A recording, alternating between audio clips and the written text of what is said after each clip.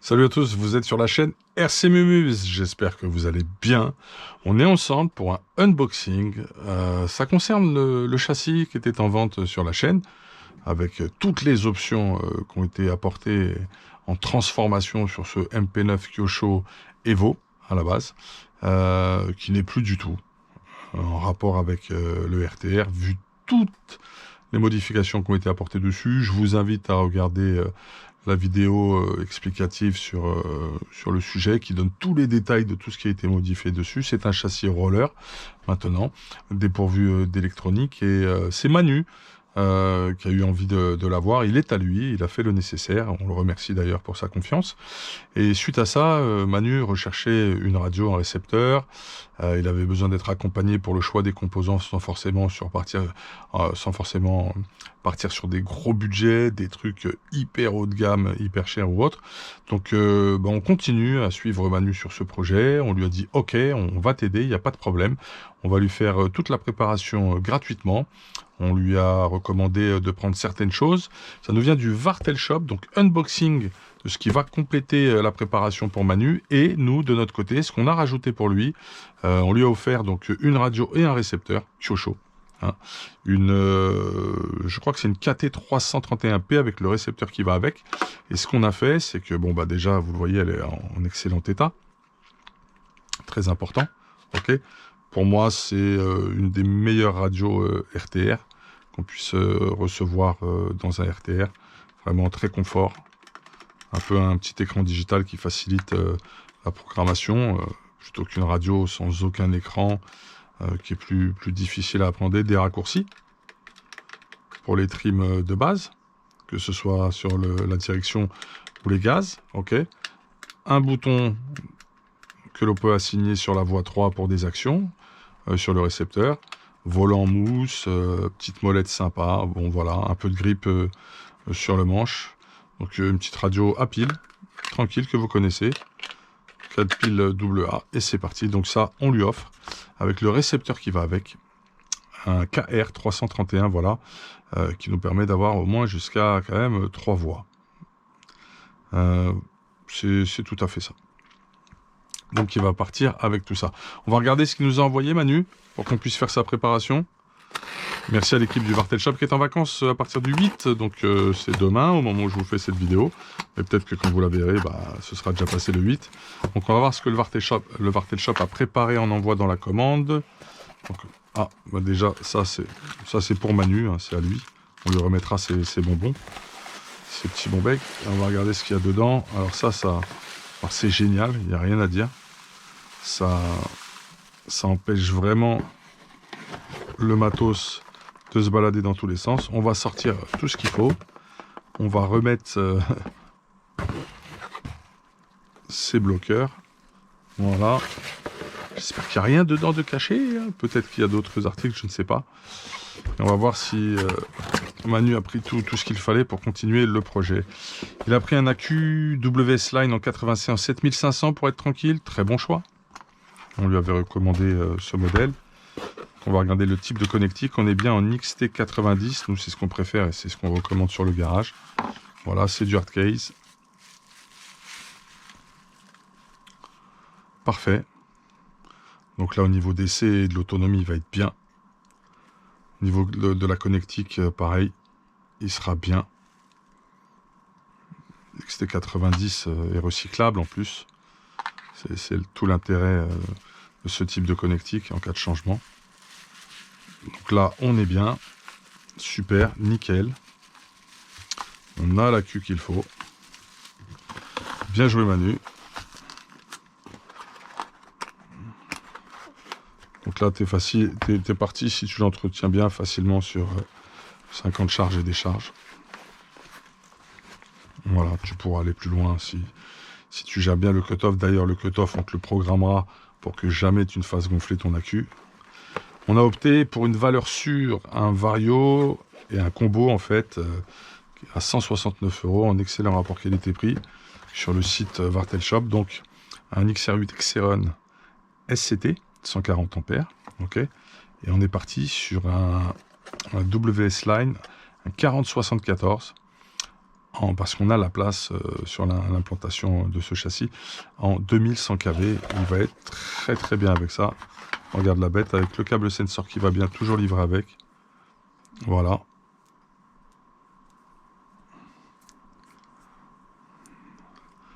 Moteur bien fini. Moteur que l'on connaît bien. Qui équipait notamment avec les mêmes qu'avait, si je ne m'abuse, notre TLR 4.0, notre buggy. Le fameux, le très fiable. C'est là que sur cette série, on va tomber sur un mauvais, mais bon, on n'a jamais eu de problème avec les XR8 SCT. Donc des varios très bien finis, des varios compétition avec une belle plage de réglage pour trouver du confort en fonction des différents types de pistes. Toujours très bien livré avec tous les câbles qu'il faut, des petits riselants, la tape, un ventilo supplémentaire, des petits stickers en dessous. Donc voilà, un variateur qui permet de modifier pas mal de paramètres avec la carte de prog que l'on a. Donc on pourra lui faire une belle programmation. On va tout lui calibrer. Quand il va recevoir le véhicule, il aura juste à charger sa batterie, mettre sa batterie dans le véhicule, ok, mettre le courant et c'est parti. On va lui offrir aussi des pneus sismiques, un train complet sur la voiture, sur son Kyosho. Voilà. Je vais vous montrer plus concrètement comment ça va se goupiller. Sur ce châssis entièrement revu et corrigé. Je vous refais pas la liste de tout ce qui a été modifié. Mais on a mis des options Kyosho type châssis compète. Pas donné, hein, je vous le dis tout de suite. Hein. Mais qui font le taf. On va pousser le petit carton qui nous gêne un peu. Ça, on va conserver. On redonnera ces petites boîtes à Manu, qu'il ait le plaisir d'avoir ses packaging. Il y en a qui apprécient. Le récepteur, on l'a dit, c'est bon. La radio, donc nous, on lui offre en plus, j'ai bien dit on lui offre, radio, récepteur et train de pneus. Voilà. Il n'a rien demandé. Hein. Attention, il n'a rien demandé. Il nous a juste parlé des besoins qu'il avait, où est-ce qu'il pouvait trouver le matos sans que ça parte trop loin en budget. Et nous, on lui a dit, bah écoute, on s'en occupe. Le moteur, je vous l'ai dit, pourquoi un 74 ? Bah pour la chauffe, hein, pour la puissance, et puis surtout, bah, on a largement la place. Vous voyez ? Il y a vraiment beaucoup de place sur ce châssis. On peut très facilement mettre tout ce qu'il faut. Voilà, donc on est même carrément confort. Ok, petite platine en hauteur, génial, on peut faire passer les câbles. Il y a des passe-câbles sur le châssis. Tout va aller proprement vers la boîte de réception. Son bouton, on va s'assurer que les longueurs sont parfaites. Longueur nickel, on est tranquille. Le bouton, il passera en dessous proprement. Il viendra ici également, voilà. Dans la large bavette. On aura les phases ABC juste en face. Est-ce que c'est aligné? Ah, dommage, ça va se croiser. Alors, autre choix que l'on peut faire.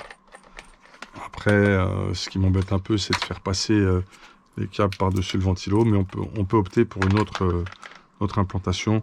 Non, tout va se croiser, ça va pas être terrible. Donc, bon, en fait, tu vois, tu as le A qui est là et le A qui est là. Donc là, ça va se croiser. Donc ça fera pas super joli comme j'aime faire habituellement, mais ce sera pas mal quand même. Donc la platine supporte parfaitement le XR8 SCT. C'est une petite platine hein, sur ce Vario. Donc voilà. Le récepteur rentre largement dedans. Il n'y a aucun problème. Donc voilà un petit peu comment ça va se goupiller. Ça, on le fait passer là-bas. Ça, ici. Ce sera beaucoup plus propre hein, de toute façon. Puisqu'on fera passer ça sous la platine. On rangera bien les câbles. On mettra le bouton juste là. On a juste à soulever la carreau et on a accès. Voilà. Tout ça passera dans 1, 2, 3 passe-câbles pour aller proprement rejoindre le récepteur. On lui laisse le cerveau de direction qui était compris dans ce qu'il a pris. Voilà.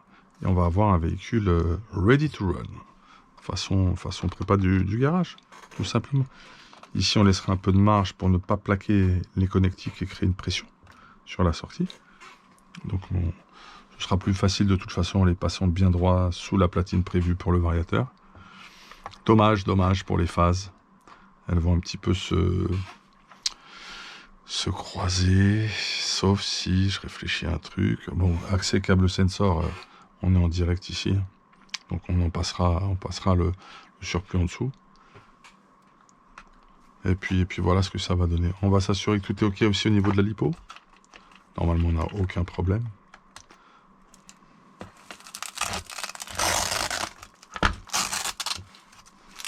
On va ouvrir les straps. Voilà. Donc ici, il y avait une petite mousse qui était mise là. Vous voyez. Une petite mousse de protection pour que la cuve vienne embuter. On devrait faire le travail. On posera une XT90 mâle sur le variateur. Et puis on va être très bien, très confort. Voilà un petit peu ce que ça va donner quand tout va être monté. On a de la marge. On la mettra plutôt même dans ce sens-là. Voilà. On viendra ici pour se connecter. On fera pas des XT90, un raccord XT90 trop long.